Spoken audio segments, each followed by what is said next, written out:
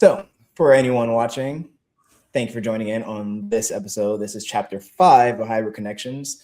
And today's guest is someone I respect a lot.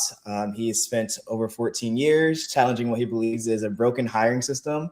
He is the founder and CEO of Kelaca, a recruiting firm built around one core idea, which is culture over credentials. He's based between London and Raleigh. He works with companies to replace the outdated practices with systems that actually improve performances, retention, and long-term fits. He's been involved in the creation of Kira, which is a predictive hiring platform that combines behavioral data, culture alignment, and AI to help companies hire smarter before problems even happen. Last but not least, he's a founding investor in the Triangle Tweener Fund and has built an audience of over 12,000 people through his newsletters, The Recruiting Reformer. So in this episode, we're going over a number of things, but for right now, Keith, welcome to the show. That's it, man. I'm retired. I'm just going to let you do intro. I'm going to bring you everywhere to do intros. That was good. Good to see you as always, Kason. The respect goes right back to you in many ways, and in the way your mind works and your intensity to tackle life. So kudos to you. It's a learning curve, I'm starting to realize, but it is always a learning curve. I've got a couple of decades on you, and I'm sorry to say, or lucky to say, it never ends. So yes, sir. Good luck on that. It's going to keep your learning curve actually, hopefully, increases with time. I think that's the goal. Be able to always learn, always a student to life. Yeah. Otherwise, what fun is it? We've got to be growing, and the biggest muscle we have is our mind, right, and our brain. And if you're not learning and stretching it and pushing it, then what are we doing? We're just kind of dying off. And so I think it's important. I think, as you know, in the company name Kelaca, and I'm wearing a different logo today, so I can explain that as well. First time I've worn this logo shirt, but in Kelaca, the L, Kelaca, stands for our core value of learning. It's one of the core principles of our business, and that every day we're trying to learn and just get a little bit better, a little faster. Much like you and I practice martial arts together, and every day I'm just trying to get a little faster, kick a little higher, kick a little, be more like Kason. That's my daily goal of improving every day. So I love learning. There you go. I mean, just from that point of view, because it's not say weird, but it's funny because for me, I feel like I've done really well on the physical aspect of it. Now I'm building more of the mental aspect of it in my 26 years. And you just saying like, it's kind of the opposite. Like you're working on the physical, being able to keep maintain the muscle you already have while building and developing other skills. And I don't know how many people do that. I'm not sure how many people still go throughout their life and still trying to continue growing and developing physically and mentally. And so, I mean, that's the reason for this podcast, you're going to call it a podcast, but to be able to connect with people who are looking to continue to grow, who are continue to learning, who continue to just do better in all areas of their life, because that's the people I want to be around. That's the people who are winning, who are looking to win, and just have a positive attitude and outlook on life. Oh, I love that, man. I love that. I've dealt with a lot of personal loss recently. Lost my mother-in-law and my father not too long ago, and I just continue to come back to surrounding myself with the people I want to surround myself with, and people that have good intention and that make me better, or make my world better, if you will, and just investing my time, effort, money, everything into those people, because life is short. And yes, and by the way, you just said 26 years, so I feel a little better being nearly double your age on the physical aspect, but as you get older, obviously it's tougher and tougher to keep your muscle mass, and it's easier and easier to just lose it. And you've probably seen me at some peak weights and some lower weights and up and down over the decade or whatever I've known you now. It's so tough as an adult with your metabolism, and especially with travel, because as you said, I split time London and Raleigh, and so I'm kind of in and out of hotels or Airbnbs, and it's just not the same when you're out of your routine. I mean, it's one thing to get up and go for a run, although my knees don't like me doing that as much as they used to. Makes you feel better. Mine doesn't either. Well, that's good. I feel much better. Pretty soon, my knees are going to be newer than your knees. Pretty soon, that's my next step. But it's just tougher and tougher to maintain that stuff. So, but the mental aspect to it, I've got control of that no matter where I am. Mm. And so I'm always looking at that again, whether I'm coming to a martial arts class or coming into work. What am I going to learn today? How am I going to get better? Every conversation, right? I'm here to learn from you as much, hopefully, as I can offer. In all the meetings I've already had today, and I think 4 or 5 different countries worth of people, I'm learning nonstop. So I'm exercising this mind. And I just think that's so critical, especially as having watched people pass away recently with age and stage of life. But it's that second you stop moving, that second you stop using it, whether it be your legs, your muscles, your arms, your brain, any of it starts to go. So just kind of leaning into one of the topics then, for someone like yourself, obviously being able to control yourself is a little easier. However, trying to keep up with the mindset of other people, especially if you're building a team, how do Right. you lean into that? How do you keep people moving in the same direction, or even moving in general, from having negative mindsets and negative thoughts and just stopping still right where they are instead of Yeah. just moving forward? And for anyone watching this, I didn't have this question or these questions ahead of time on this. So thinking off the top of the head here, how do you do that? I think as a leader, I've got to use my 2 ears a heck of a lot more than my one mouth. And that may seem the opposite or reverse of what some may say, because it's not about me just saying, get out front and follow me. It's about me listening to my team and listening to what's going on in their lives or not going on in their lives, and then standing shoulder to shoulder with them, and rarely ever stepping out in front saying follow me, but often stepping behind them and maybe guiding their shoulders, but really helping them along. Right. Again, I think you've probably helped me, finish a run at some point in our exercise stuff together or whatever. But it's about helping those around you. And I think we got to listen to what they're doing on the front lines, especially, as an executive or CEO in a company. I'm not doing recruiting every day anymore, for instance, in our business. And the way I recruited 20, 25-ish years ago is not the same as it's done today. The generations are different. The tech is different. The platforms are different. The offering, the value add.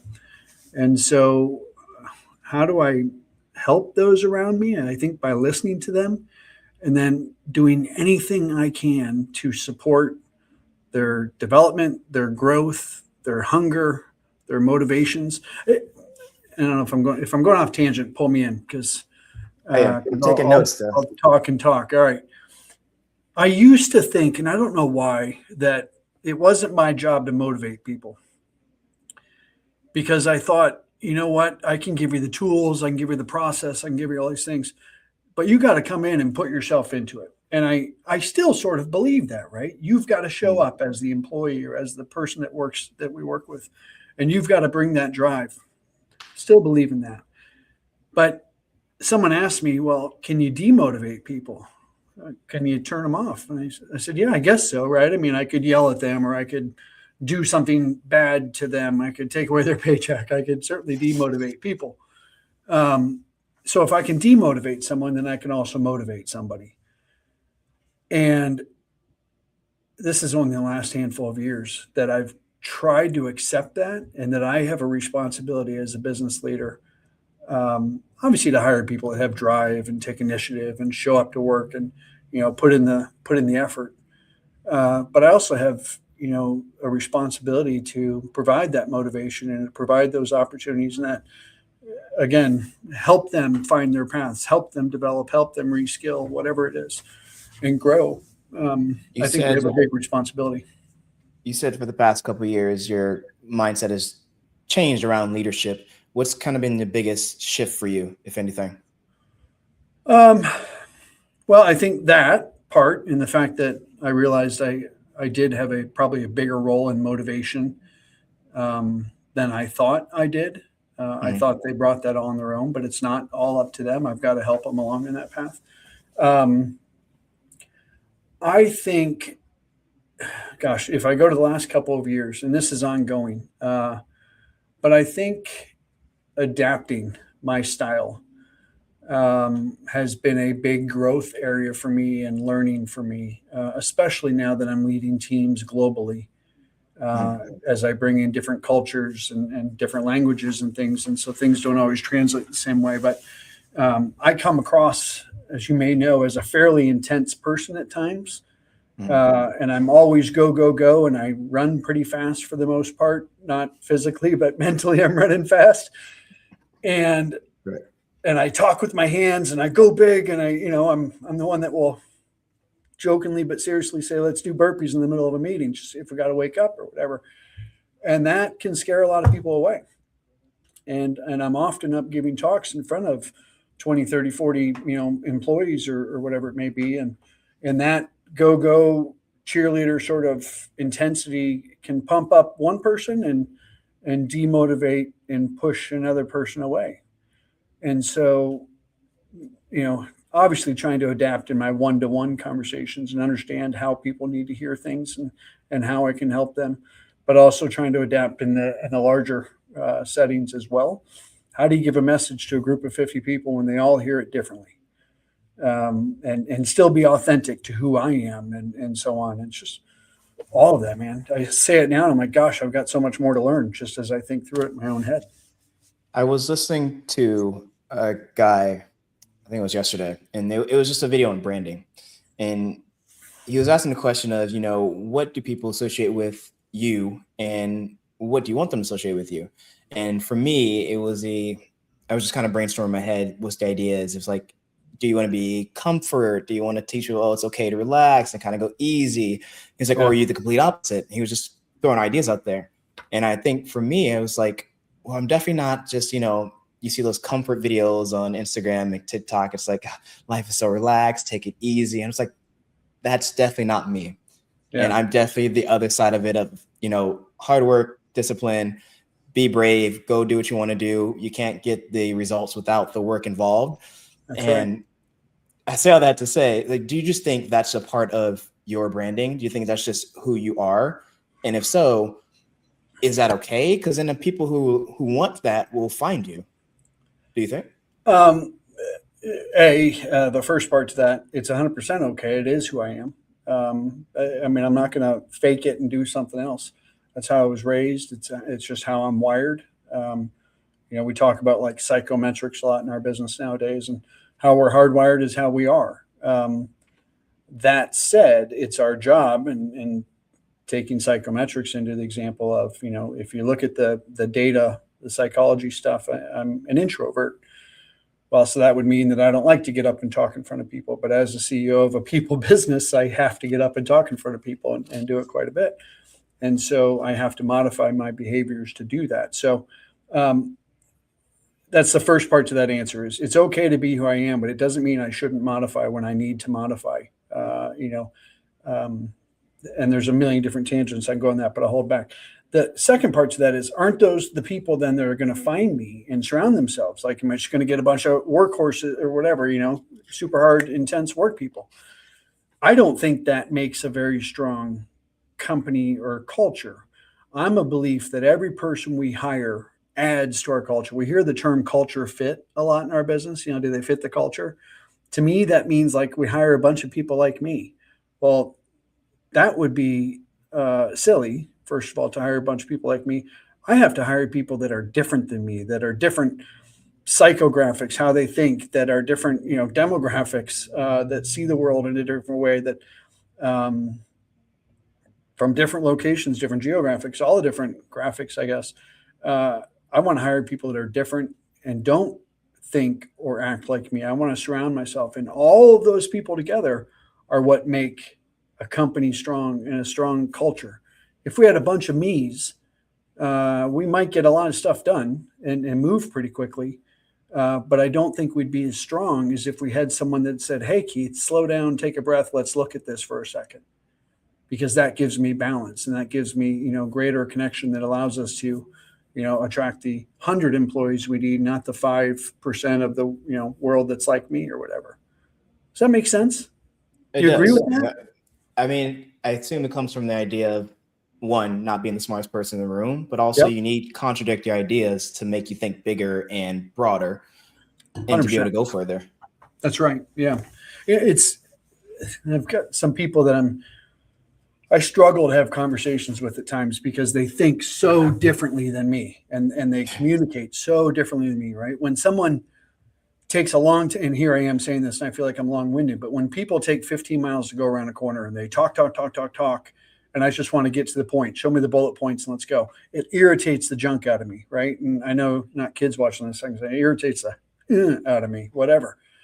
But it is the best thing for me because it allows me to see it through a different lens and allows me to take it in, soak it in differently. And I just have to modify my behaviors and not try to speed them up and answer the question for them, and get there.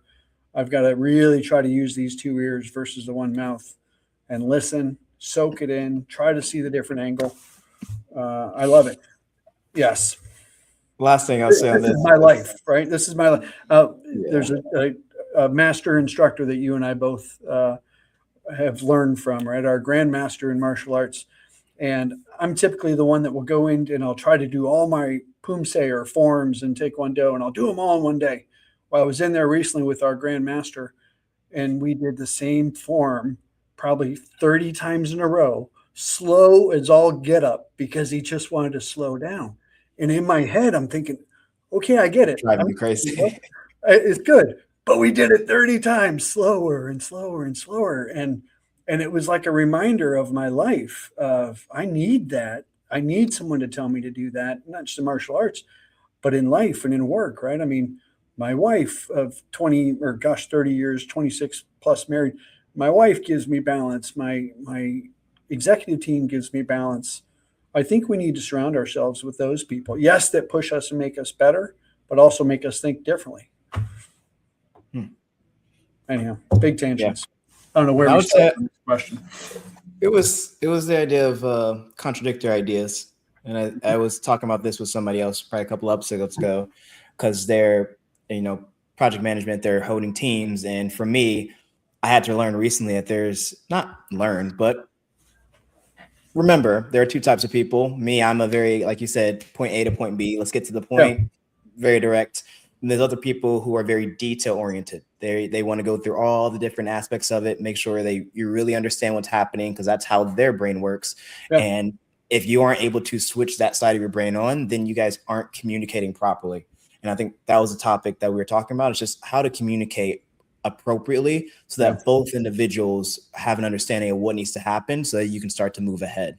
And so I think that was, I completely agree on what you're saying. Yeah. But it does lean on to the idea of, changing and adapting, which leads me to the next question of when you were originally at your first job and you decided to step out, when was that process? When did you decide, it makes sense for me to go out and do my own thing? I need to do my own thing, or I want to do my own thing. Okay. So I've had 3 jobs, to be fair. My first job was with Deloitte doing IT consulting. Absolutely loved it. Traveled around the U.S. Would do like 6+ months in different locations, different assignments, if you will, doing implementing SAP, Oracle, stuff like that. So I loved that. At some point, my wife said, "Hey, let's start a family," and it was really tough when I didn't sleep at home. And so it was more of a lifestyle change than I wanted to get. I wanted to stop traveling 100%. The hotel and airline points were nice, but not worth it at that point. So that's why I changed that job and left Deloitte. Next one, I joined a startup headquartered up in Grand Rapids, Michigan. Fantastic company. They were very, very small, and they were kind enough to let me to teach me the recruitment business, or I'll say the staffing business there, because it was more of a staffing company than a recruitment company. Just 2 different types of models. And so loved that job, stayed there for 10 years. They were kind enough to give me the keys and let me run that company for, I guess, the last 7 of those 10 years as president, and helped them grow a ton. It came to a point, though, and I say this to everyone we hire now, the day you wake up on Monday or even on Sunday and you're saying, "Oh, shit, I got to go to work tomorrow," is the day you should start looking for a new gig. And in my case, I did that very openly with my past employer, because after I left my company up in Michigan, I moved to North Carolina to start Kelaca 14 years ago, as you said. I've been in this industry for like 25 years now, since you were born. But I remember waking up at one point and thinking, oh, I don't want to go deal with this. I wasn't excited to go to work.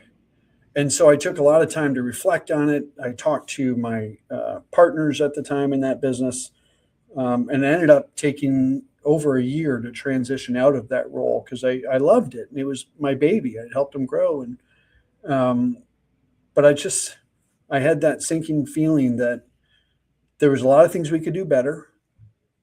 It was so far down the line that I couldn't change that company. I couldn't fix it to do the things that I wanted to do because we had become who we were. We were a very good staffing company. I wanted to do things a bit different, and I could have started a different division there or whatever, but I just thought, what a perfect time of life. At the time, my kids were like first grade and kindergarten, so they were little babies. Didn't matter where they lived. We could live anywhere. And so it was kind of like a mixture. So the day you wake up and say, oh, shoot, I got to go to work, you should be reflecting. I took the year then to kind of figure out what is it that I want to do? What is it that made me not excited to go into work that day? What would make me excited to go into work again and to find that thrill? And at the time, I was crazy enough to think, let's go start my own company and do it all better, right? From the 10 plus years of learning and running that business. If I could start, imagine you're running a company for 10 years with extreme success. And then you say, hey, if I could do it all again today, what would I do differently? And how would I start better and get out of the gates better? And that's exactly what I did, and then came down and started Kelaca. And now 14 years later, maybe here's the shot for the new logo, but we were just acquired by a new parent company called RGH, or RGH Global Resource Group Holdings. And they're headquartered out of London. And they have purchased Kelaca and Kira, our AI product, to be a part of their family of companies. So we're still called Kelaca, and we still are servicing all the Americas, so US, Canada, South America, Central America. But now we do it under the RGH banner.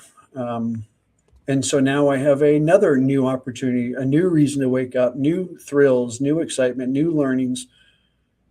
For the longest time, I've been the old guy in the room trying to teach the new employees. And now I'm sort of like the rookie again, even though I'm leading the Americas, which is the largest region for this company. And I'm on the global leadership team of the overall company across 6 continents. So it's a bigger organization.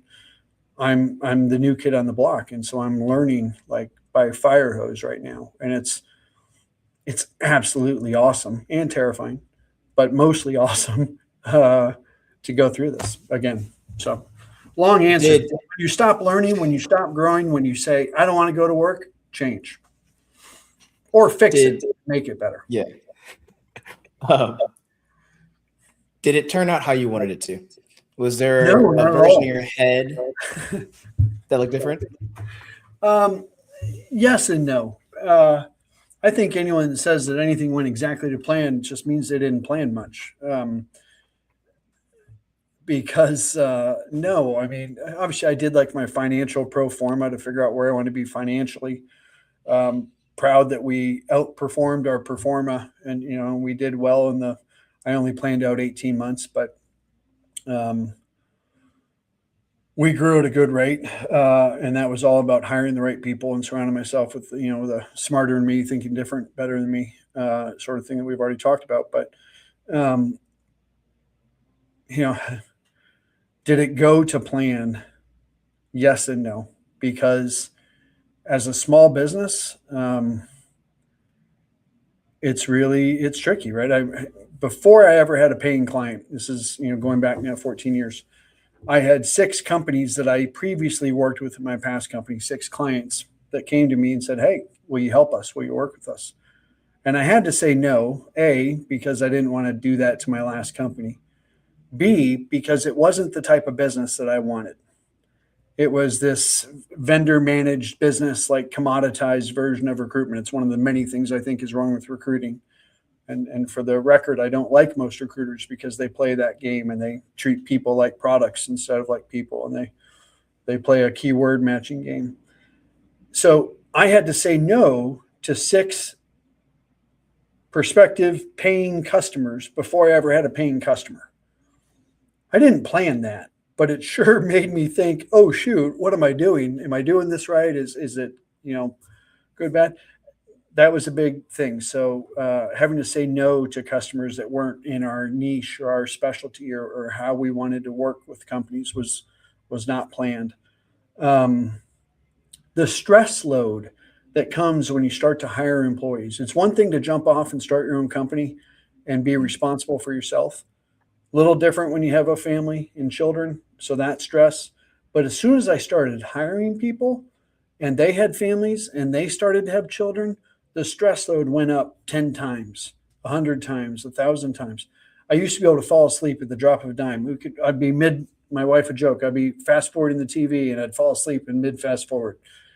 Now I'll go multiple nights a week without sleeping because I can't turn it off. And the pressure is 1,000 times what it was when it was just me. I didn't plan that. I didn't know what that was going to feel like. Like my last company, I was president, but I didn't found it. And when I needed cash for payroll, it was there. It was provided to me by the primary owners of that company.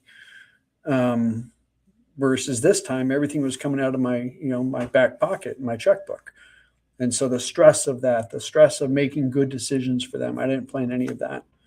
When did you know it was time to hire your first person? Immediately. I'm a belief of I need to fire myself every day, and promote somebody else or delegate and elevate. I got to do someone else. So, in this business, I started off obviously trying to sell and bring in companies that wanted to use us. And initially, of course, it was then me that would turn around and recruit. But as soon as I could hire a recruiter to do that so I could sell more, I did that. As soon as I could hire a salesperson to take over selling more so that I could do more marketing and more outreach and more, presidential stuff, I did that. So let's see. I officially started in May of 12, but a lot of that was May of 2012. My first employee was November 5th of 2012. Probably not quite to plan. I probably thought I was going to do it sooner, but in reality, I was busy moving my family. I thought it'd be fun to build a house, which was not fun when your other house in Michigan hasn't sold and all that stuff. And I was transitioning out of my last role, so I was still covering both roles. But then I hired as fast and as often as my money would allow me to. I didn't take a paycheck for 6 years either, which I was fortunate to be able to do that because I had done well in my careers before. And but every dollar we had, I put into hiring and growth and getting the next person on the team, or getting new computers or getting new licenses or getting new tech. And so, so that didn't go to plan either, right? I thought maybe I'd go a year without taking a paycheck, but then it was just always like, oh, I could really use this. I could really use this. And so I can survive a little longer with, eating ramen and the kids are fine, they'll be fine. So I assume you never saw, being acquired as part of the plan. Never thought of it. Not to say I never thought of it. I get a lot of offers or people that want to talk about putting money into us or acquiring us. I had no interest in being acquired. I had no interest in selling at this stage. I'm still a super young man going into my 20s, and I thought I got a lot of time in front of me, so I never planned on it. But I met my now partner Justin, our global CEO, over a casual coffee in London, and we just hit it off and just had a really good connection. And our values were very similar. What they were looking to accomplish, our visions were very similar. And the best part of it was I'll call it the strategic partnership, but how we came together made us stronger. They had an incredible AI product called Epitome, which I think is on my sleeve here. Epitome does all of workforce intelligence, workforce optimization, like candidate data or people data. We have Kira, which is our AI product that has all this job company culture data. So the marriage of those two together, the candidates and the companies and the jobs, was fantastic. So it was kind of like 1 + 1 = 100 opportunity. They had the rest of the world, huge presence in Europe and Middle East, Africa, Asia Pacific. I had the Americas, which they didn't have. And so again, 1 + 1 = 100 there. and they've got just incredible leaders from around the world because they've grown 50% through acquisition and 50% through organic. And so, I mean, even since they acquired Kelaca as of February 1st, I think we've acquired 2 or 3 other companies since then. Some tech, some recruitment, and yeah, they were 6 years old, or they are 6 years old, versus Kelaca's 14, but they were 25 times our size. So lessons learned. Maybe I 6 should. years old, as an are they considered an acquisition firm, or are they No, they're considered? considered. I mean, they started 6 years ago, and they started basically rolling up companies, right? And so Started what, 6 years ago? rolling in RGH, the company, brand Okay, new. so buying Yes, companies. It's okay. I started didn't know if buying it was. companies. Now, the first companies were their companies. So my partner Justin, he had a recruitment business. He was the first one to come into it, but then they That's what started it to was. acquire and add on to it. Yeah. Got it. So, Okay. but no, I did not plan. So the long answer to that, or the short answer, it didn't go to plan. Mhm. But that to me is the plan. And that's the beautiful part of being a small business and in today's world. You've got to be quick and iterative. And I want to be the speedboat that turns corners real quickly, especially in this market, because the market's shifting under our feet right now with AI, et cetera, et cetera. And you got to move quick. And so throw the plan out the window and let's go in a roundabout way. I was gonna say, well, so you push the idea of moving fast, moving quick, and stepping out when you don't feel good about your job. But with that being said, I know you always talk about the idea of entrepreneurship and how some people shouldn't go into it, or most people shouldn't go into it. Do you still believe that till this day? Yes. Because for me, By the way, you don't have to be an entrepreneur to move quickly. What were you going to say? yeah, Do you I was what? gonna say, for me, I think that entrepreneurship is probably one of the greatest teachers when it comes to self-development, improvement, uh, dedication, discipline, just a number of things that you don't get to learn from a number of different aspects of life itself. But I mean, if you're a combat athlete, if you're a regular athlete, or if you're some type of just high processing field, it's going to force you to grow and to develop your own self. But most places don't. And I think entrepreneurship is definitely one of those places that allows the average Joe, I say average Joe, a person can do Yeah. it, not should, but can do it, to develop skills as a human, but also for real world application. So I didn't know if you still Yeah. believe in the idea for entrepreneurship that most people shouldn't go into it. Maybe you're getting that from something I've said to you in the past, but people all the time ask me, should I start my own business? And my immediate answer is, hell no, don't do it.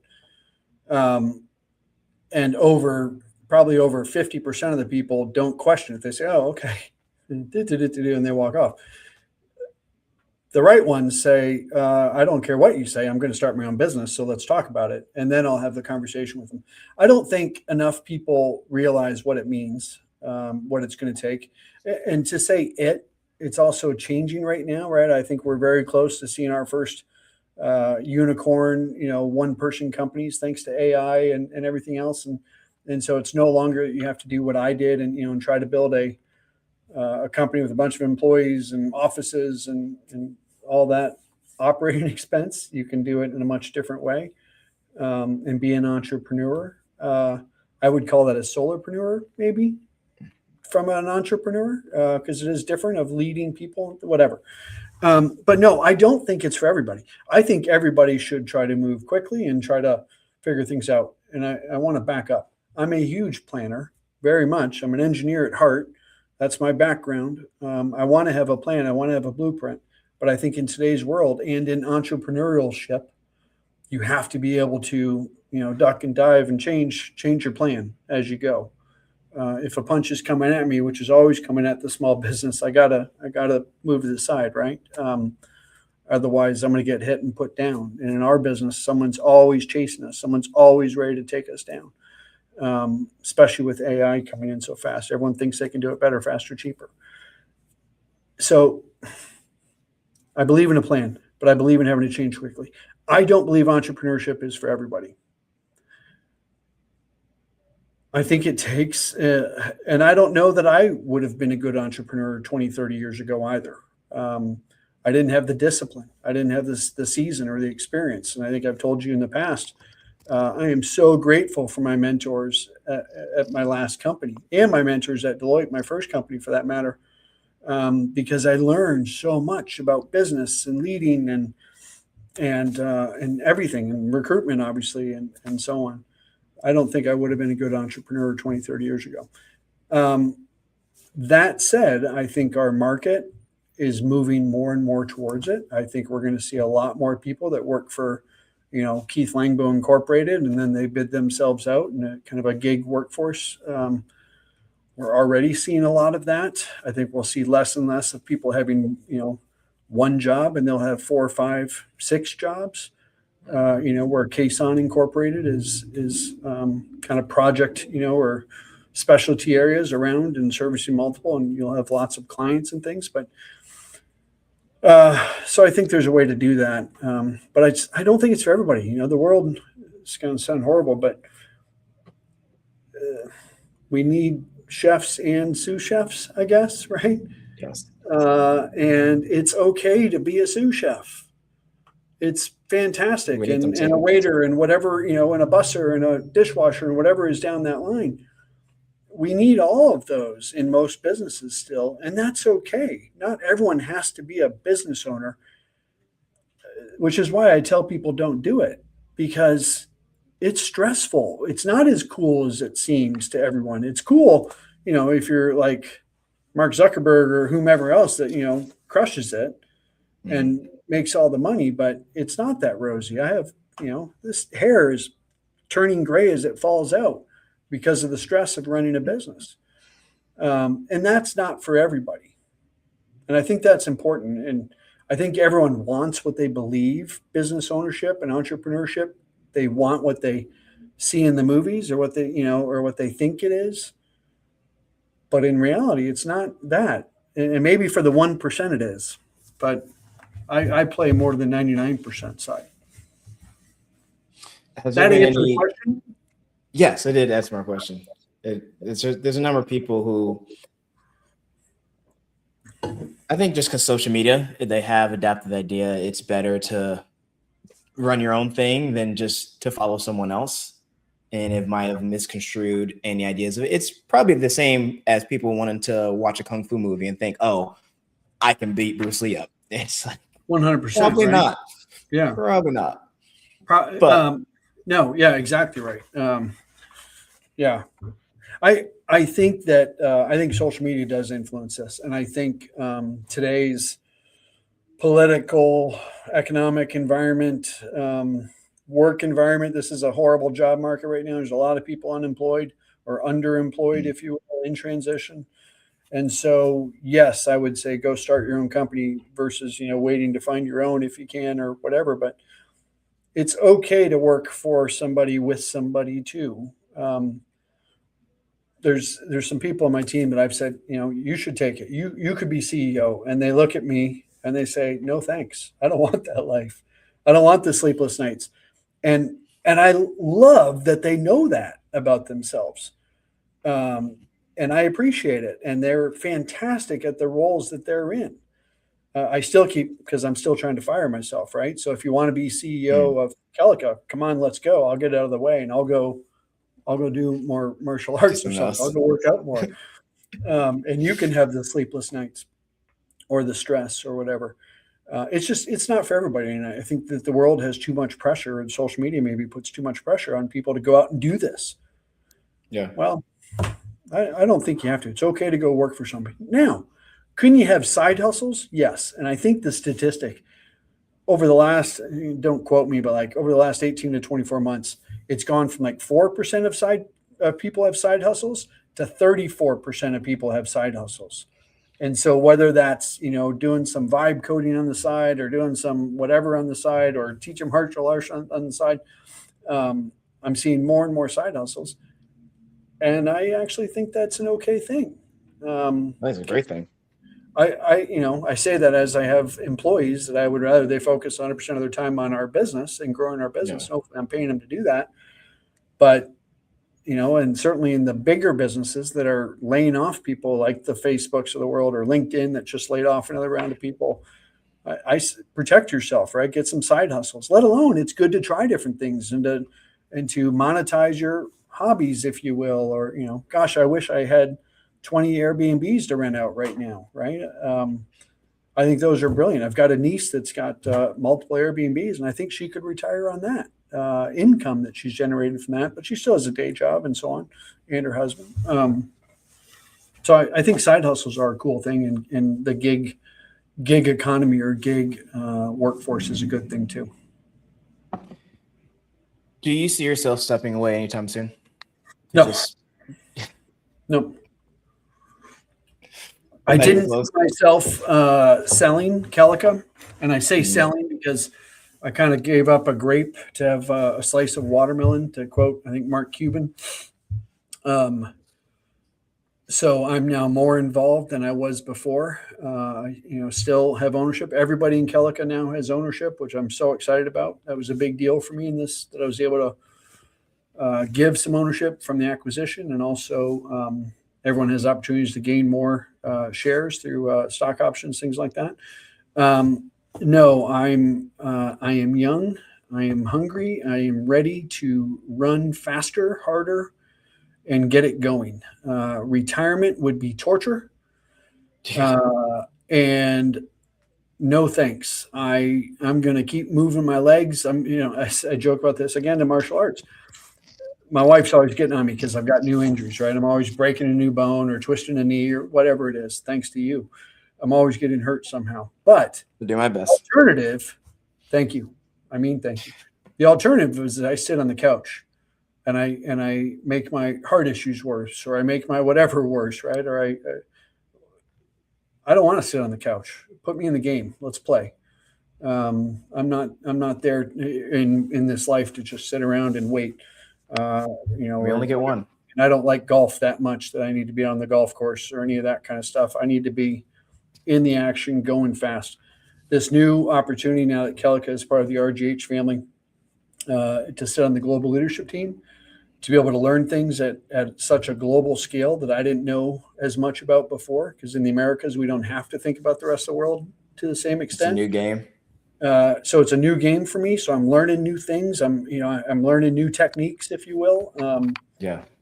And I feel like I've got more hunger right now than I had 20 years ago, and so, no, I'm not stepping away anytime soon. Now, caveat to that, when there's someone that can do my job better than me, I should jump out of the way. And I'm always looking at that. In fact, I don't know when this is going to air, but I'm speaking to someone now that I said to him, I think you'd probably be better at this than me, to this individual. I don't think he'll watch this, so he doesn't know. But I think he'll do it better than me. So I should get out of the way. I should find my next. Again, delegate and elevate, or delegate and elevate. Get out of the way, right, to elevate us both. And so I don't want to step away. But if someone can come in and do my job better, I'll find something else to do. I'll be the chief bottle washer and wash dishes. I'll do whatever we need to do. You got to pay me a bit to do it, but I'll do it. So that's the only kind of caveat to that, I guess, is if there's something that's better for me to do. But, I've been in business for 3 decades ish. And I've only worked for 3 companies, and that's pretty rare to do 5-6 years in my first, and then 10 years, now 14 years. It's getting longer and longer. And so now it is getting shorter and shorter. Right. For me, it's getting longer and longer, but everyone else, right? I think average tenure for all generations is like 3.68 years, if I were guessing. And yeah, I'm the opposite of that. I was fortunate to watch my dad work with one company for over 50 years. Had to drop out of college because he couldn't afford it, and got a job working in a warehouse, and then stayed 50 years later, retired from the same company. And I always wanted to do that. I never thought I would leave Deloitte, but the 100% travel can wear on you. It makes it tough to be a family person. And you stepped out to travel, to grow a life, to now go back to traveling a lot more. Yeah, You're right on. Now I travel a lot more again. Now, different stage of life. So I'm an empty nester, Yes. which is fantastic. And so, yeah, different stage of life. Although aging parents, aging, dying parents kind of keeps us grounded. But no, my wife and I love life right now. We're splitting between London and Raleigh, two incredible locations. And when you're in London, you have access to Europe and Middle East, and it's absolutely incredible. So Came full circle. did come full circle. It's fun. Yeah. Travel was a big part of leaving my second job as well, because we had grown the business and we had 10, 15 offices.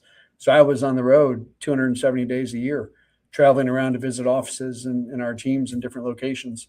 And at that time, my kids were just being born, give or take. And I remember I missed the day that my son, Noah, who I think you know, he had rolled over for the first time. And I missed it because I wasn't at home. I was on the road. And that was another sort of eye opener. Like, I'm missing my kid's life. I want to be able to show up for their school and sporting events and stuff like that. And so I didn't leave that job because of travel, but it was a factor. I wanted to start my own where I could hire people to do the travel for me during those key family years, so that I could be around my kids while they were home. And I was often. I did a lot with my children. But now that they're off in university and would rather be elsewhere, I get to go do whatever I want to do. I love that. I've earned that. Mm-hmm. You have earned it. You have earned it. Well, I appreciate you being able to sit down with me and talk to me for a solid hour. But I know your time is busy. No, my pleasure, man. I do want to end off just on a simple question. If me and you, we're kind of on topic today, so knock on wood.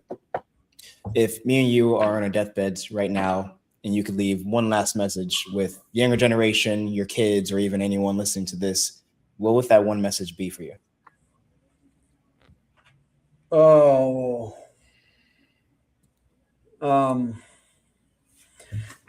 so I've been on the side of deathbeds in the last month, and so this one touches the nerve, right? As I've sat there,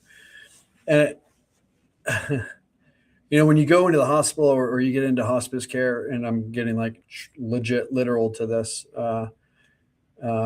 they ask you, are you family? And if you're family, you're allowed in the room.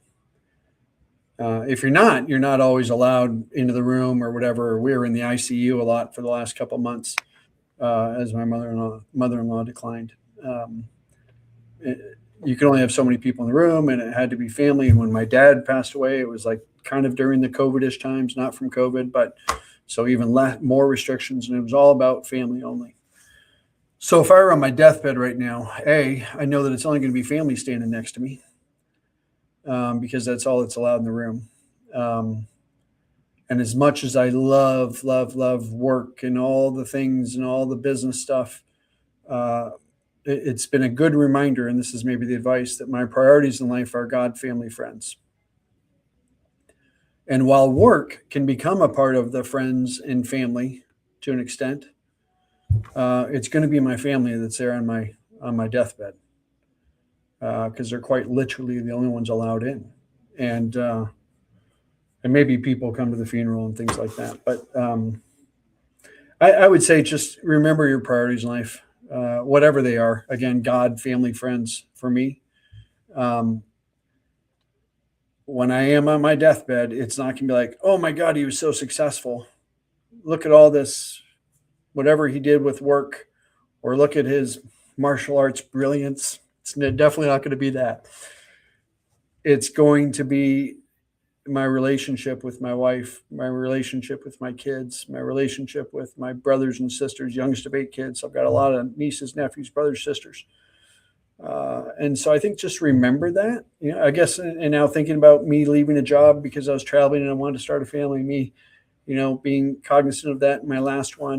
And now here again, I'm prioritizing, yes, work, but it's God, family, friends in that order. And I don't know if that answers the question or not, or maybe what you wanted to hear. That's your answer. I got a bunch of answers. I'm going to pull up my spreadsheet. Another answer I'll give to it is, look in the mirror. There's this great poem, and maybe you've heard it, but it's called The Man in the Mirror. And if you've heard this or not, and there's if you search the man in the mirror online, you can find it. And some people say it was a guy that was on death row, so it's got a death complex or a death thing to it. But he wrote it on his jail cell as he was on death row, and it basically goes on to say something along the line of, if you've done your life right and you've done good things in your life, then when you look in the mirror, you're going to be happy with what you see. And it's just an opportunity to reflect. And I don't mean overall in life, are you going to be happy with what you've done? But in everything, right? When something goes wrong with the business, I got to look in the mirror first. What could I have done differently? What could I have done better? How could I have motivated? How could I have supported them better, et cetera, et cetera? It's like the good leader that takes the blame and gives the credit. It's kind of along those lines, but so it's in business interactions. Look in the mirror. It's in my family interactions. If my kids are being goofballs, well, what could I have done? A little bit late to look back, but what can I do now to help them move forward and get to that next stage or age? And then certainly overall too, if I were on my deathbed, and are you happy with what you did? When you look in the mirror and you look over your life and all the great things, and you got to look up the poem or whatever it is, because I think it's just a really good moment to reflect. But if you're not happy with who's looking back at you, in those final days, then change it now. It reminds me of a quote I just heard probably the other day, and hopefully I don't butcher it, but it says, when you're born, you look like your parents, and when you die, you look like your decisions. And I think it kind of goes around the same lines of, obviously your parents raised you, they grew you up to be who you are. Yeah. But at the end of your lifetime, you make decisions, you create the life that you want. And if you're happy with that at the end of it, you did a great job. And if you didn't, some things along the way, it's still your responsibility. It was still you who made those decisions, and you have to be okay with that regardless. So yeah, I love that. I love that. I got to correct myself too, because of course I Googled on the side. Man in the Mirror is Michael Jackson. All the power to that. It's Man in the Glass. The Man in the Glass is the name of this poem. And anyhow, I agree with you on that, Kason. I think what you're doing is good. I think it's fantastic. I feel like it sounded like Donald Trump, which is not what I'm trying to do. Fantastic, whatever, for the bad impression. I think we all need to lean on each other too, and help each other out. And I kind of worry about that with this unicorn single person company stuff. The people that are sitting there alone. Part of the fun of growing a business is doing it with the others and enjoying the journey with those around you. And I worry about that in a way. So I hope that people find their people, their community, and whether it's in their business or in their personal lives or in their hobbies like martial arts, we've got a great community. I think it's important that people find that too, because life is short, and I want to move people kind of up that path from, friends to family to, whatever, or work, friends to family. So I literally just made a video about this from that episode. And I was like, if I do everything right, I want to do it with people. That's the whole point of this, is to build something with people around you, because it's fine building stuff and getting success. That's great. But it's even better to have the same goals and mission as other people around you. That's why we have team sports. That's how we have, less individual sports, because you want to be a part of a community. You want to build something with people, because they're the people who are going to be around to celebrate you, and you celebrate them when everything is going well and also going bad too. 1,000%. We're humans. Yeah. I building stuff with people or family. One quick story. I remember I was watching my dad, who had a good career, being interviewed on a big network interview thing, and they said, "Hey, Arnold, but he went by Arnie. You've had all these great successes. You've done A, B, and C in your life. What's the one you're most proud of?" And he sat there for just a second, probably sounded a little bit like me, crossed his arms, because that's what we did. And he said, those are good Those are good successes, basically, but none of that matters. The ones I'm most proud of are the successes of my children and their children and what they've accomplished in life. And that was it. And it was like, and I was watching this, and I was a fairly little kid. I remember watching this interview, and I'm thinking, wow, like he could have hit the T-ball off a bunch of these other ones that were set up for him. But he instead he took that and he talked about our successes. And that now as a parent, I appreciate that even more. And that goes to what you're talking about then of doing this with other people or doing it for your family or whatever, right? I'm going to be out of this world at some point. So what I'm leaving behind is the legacy my kids are going to have to live in, you know, or the people in my life or the people at Kelaca or whatever it is, because at some point, you know, they'll lock the door and not let me in. And so it's about that. They try. Yeah, they try. I love it. Well, Keith, I appreciate you, and thanks for being on the show. I appreciate you too. Thanks for doing it. Absolutely. For everyone watching, I'll see you guys in the next one.